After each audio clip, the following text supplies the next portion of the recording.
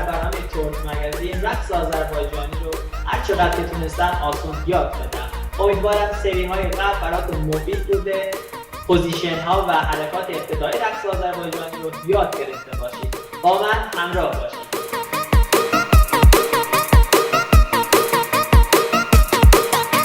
خب دوستان، حرکت امروزم بازم 5 شماره است. آراز ریتم رو میزنه، من حرکت رو، شما به دقت نگاه کنید، آنالیز کنید، بعد بریم سراغ پا و دستا، آخر سر حرکت رو به طور کامل یاد میگیرید. این حرکت مثل حرکت قبلی که جلسه پیش یادتون دادم، فقط یکم تفاوت داره که الان خودتون متوجه میشید.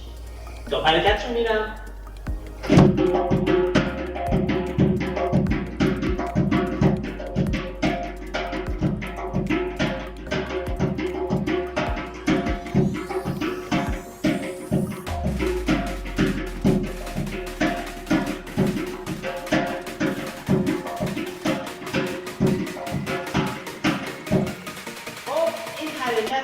به 2 بخش تقسیم میشه، یعنی 2 تا حالت متفاوت. الان هر دوتاشون هم بهتون یاد میدم. خب بریم حالت اول رو کار کنیم. از پا شروع میکنیم. 1 2 3.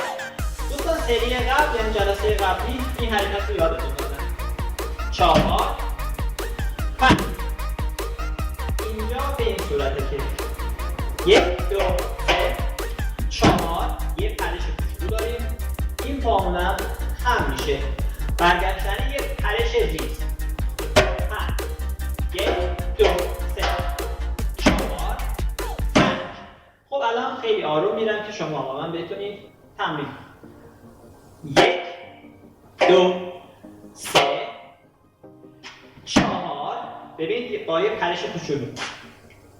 4 5. 1 2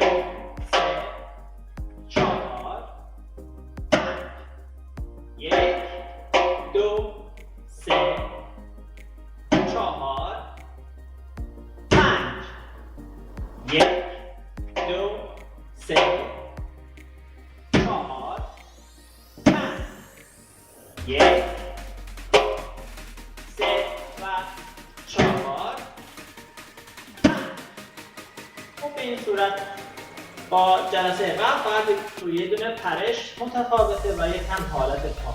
خب الان این حرکت دستاش چجوریه؟ به این صورت که 1 2 3 4 5. 1 2 3 4. ببینید دوستان، این در راستای خط قرمز، اینم در راستای خطای زردری که گفته بودم قبلا بهتون. 4 5. پس یک دستمون میره پشت سر، یک دستمون هم میپیچه جلو، نشون میدیم. 4 5. فقط دقت داشته باشید که زیاد شوناتون جلوتر نباشه. سعی کنید روی خط زردری که هست به این صورت روی اون باشه. 5. پس اینجوری شد. 1 2 3 4 5. 1 2 3 4 5. هم میتونید دستتون رو نگاه کنید، هم میتونید جلو رو نگاه کنید. به این صورت که 1 2 3 4 5. 1 2 3 4 5. یا به این صورت که 1 2 3 4 5. 1 2 3 4 5. خب الان پا و دست رو آروم میرم، شما با من تکرار بکنید. دستا باز. 1 2 3.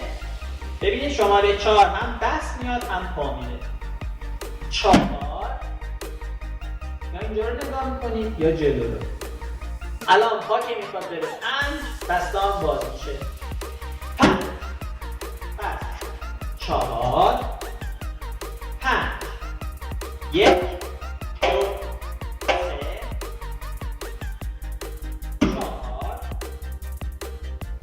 5. 1 2 3 4 5. 1 2 3 4 5. 1 2 3 4 5. دوستان این حرکت رو یکم با ریتم ملایم میزنم، بعد بریم به حالت دومی که یکم متفاوته.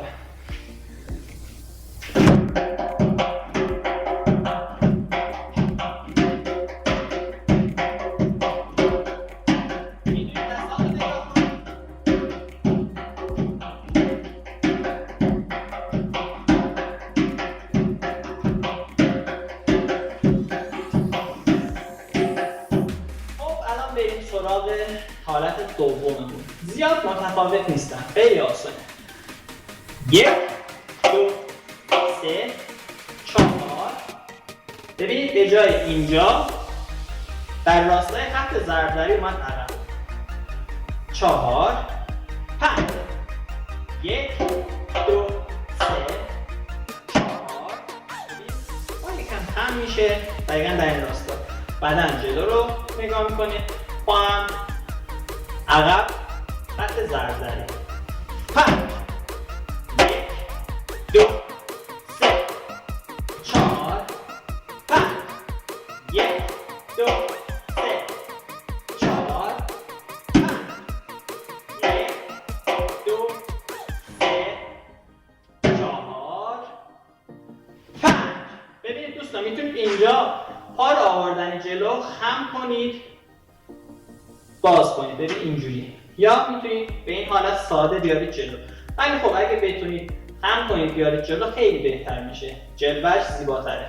به این صورت که 1 2 3 4 5. یه پرش ریزی هم داریم برگشتن، ببینید 4 5. حتی قبلش هم میخوایم بریم 4 یه ریز پرشی داریم که ببینید 4 5.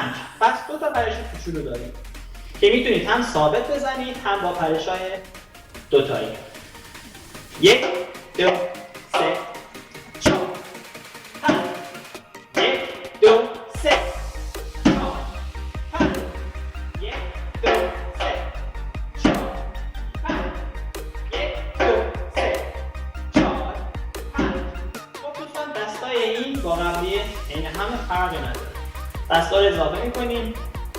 1 2 3. ببینید قبلا اینجوری میزدیم 4، الان میخوایم اینجوری بزنیم 4. الان این شونم یکم بیاد جلوتر مشکلی نیست. 4 5. پس شد 4 5. هم میتونید دستتون رو نگاه کنید هم میتونید جلو رو. 1 2 3 4 5 1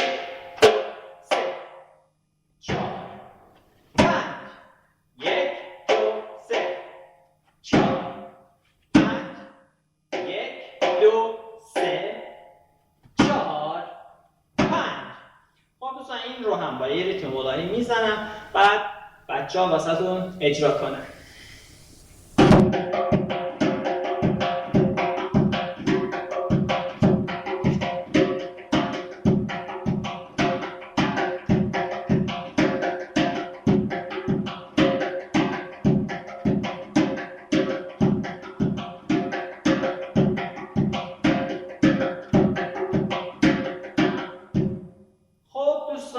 حرکت امروزمون. اگه کانال من رو سابسکرایب نکردید حتما این پایین سابسکرایب بکنید، ویدیوهای قبلیم رو ببینید، هر انتقاد پیشنهاد داشتید منتظر شما هستم. برید ببینید بچه‌ها حرکت رو چجوری می‌زنن. خب دوستان حرکت رو یاد گرفتید، الان ببینید بچه‌ها چجوری می‌خوان واسهتون اجرا کنن. امیدوارم که لذت ببرید. یادتون نره که اگه واسهتون این ویدیو مفید بود به دوستان خودتون هم ارسال کنید، کامنت و لایک انجام بدید.